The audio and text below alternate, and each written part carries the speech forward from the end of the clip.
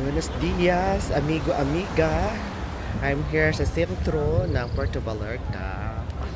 So, pang 5 days na natin ngayon dito. Ayan, nangingitim na yung kita nyo ng janitor. So, tawag sini na palawiga. Pag yun ang bakasyon, kay ang credit card doble-doble na ang kaskas diri. Ay, nako. Ang $1 is may 12.30 ang value, yeah. So, mas barato siya compare sa pesos ng Pilipinas. So, 1 peso.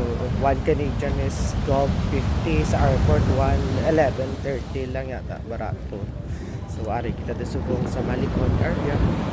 Ayan ang view natin. Gina-flex na yung mga kautangan lang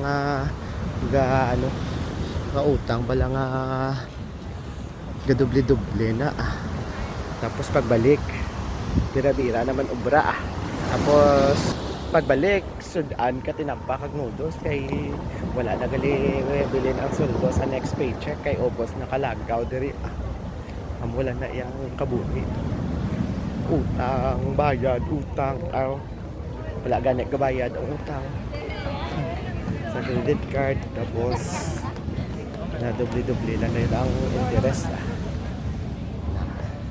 sige halalagaw to pagkot sa mga trabaho tulog-tulog ka lang dito yung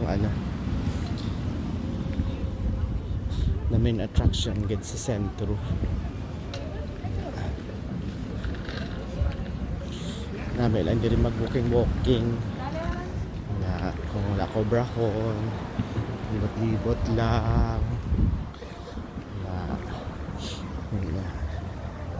tapos ka lang tuduhay talantaw sa akong video kaya para makakwarta kita para dampo kita malagawan content creator kuno ti wala tayo content bisan ano lang ibutang to sa Facebook may basahon sila kag ilang taon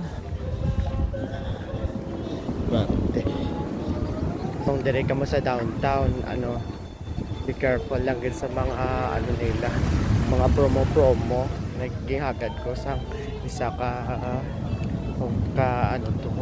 offer 500 pesos lang daw ang tour instead of 1,000 tapos tour ka lang niya sa hotel which is bag-o na siya kuno nga hotel tapos tagaan ka pa airplane ticket nga nga round trip anywhere in Mexico pero daw how daw scam di wala gid ko would like mas scam kita